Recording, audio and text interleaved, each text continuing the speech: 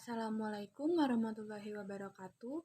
Halo, nama saya Indah Ramadhania dari kelas manajemen 20A4. Di sini saya ingin menjelaskan sebuah grafik. Yang pertama ada proyeksi pertumbuhan ekonomi Indonesia dan yang kedua ada ekspor Indonesia periode Januari, Mei 2019 dan 2020. Badan Pusat Statistik atau BPS mencatat pertumbuhan ekonomi Indonesia kuartil 1 2020 sebesar 2,97%, melambat bila dibandingkan kuartil 1 2019, pertumbuhan hingga 5,7%. Penurunan pertumbuhan ekonomi tidak saja terjadi di Indonesia, melainkan di berbagai negara lainnya. Pasalnya, dalam situasi pandemi COVID-19, setiap negara yang terdampak akan memiliki efek yang berbeda pula.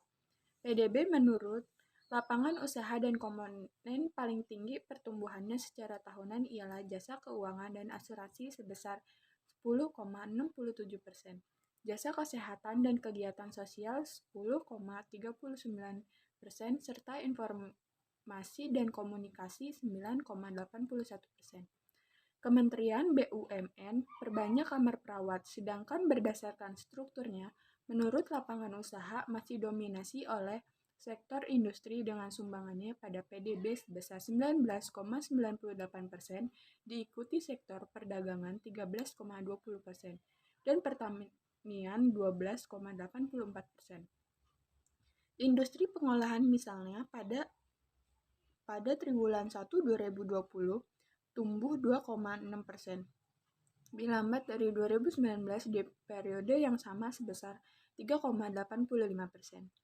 Perlambatan itu sebetulnya terindikasi dari beberapa indikator, seperti impor yang kontraksi dan ekspor yang tumbuh melambat. Sumber pertumbuhan tertinggi dari sisi lapangan usaha yakni informasi komunikasi 0,53%, jasa keuangan dan asuransi dan industri pengolahan yang tumbuh sama sebesar 0,44%.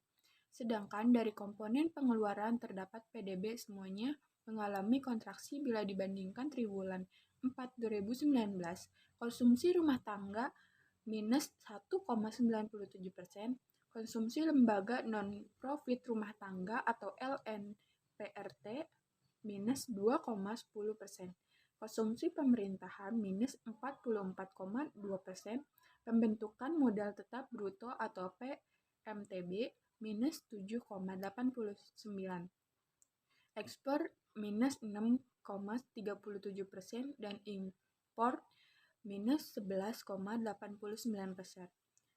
Struktur PDB dari sisi pengeluaran diakui tidak berubah. Konsumsi rumah tangga masih mendominasi sebesar 58,14%, PMTB 31,91% dan ekspor 17,43%.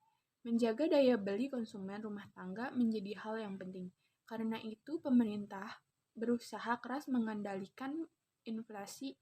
Itu terlihat kemarin secara umum inflasi terkendali karena dari jauh hari pemerintah menjaga pasokan daya distribusi.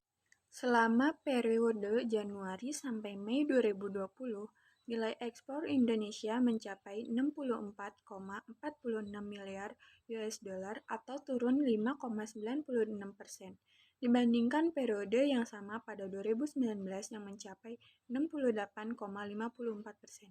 Sedangkan ekspor non-migas mencapai 60,97 miliar US dollar atau menurun 3,50%. Ekspor non-migas ini menyumbang 94,58%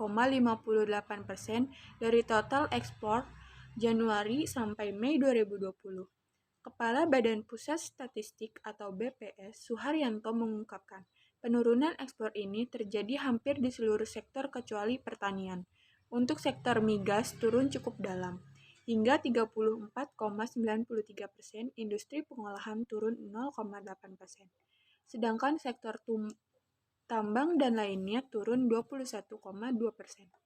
Meski menjadi satu-satunya sektor yang tumbuh positif, sayangnya kontribusi sektor pertanian terhadap total ekspor Indonesia masih kecil, yakni sebesar 2,22%.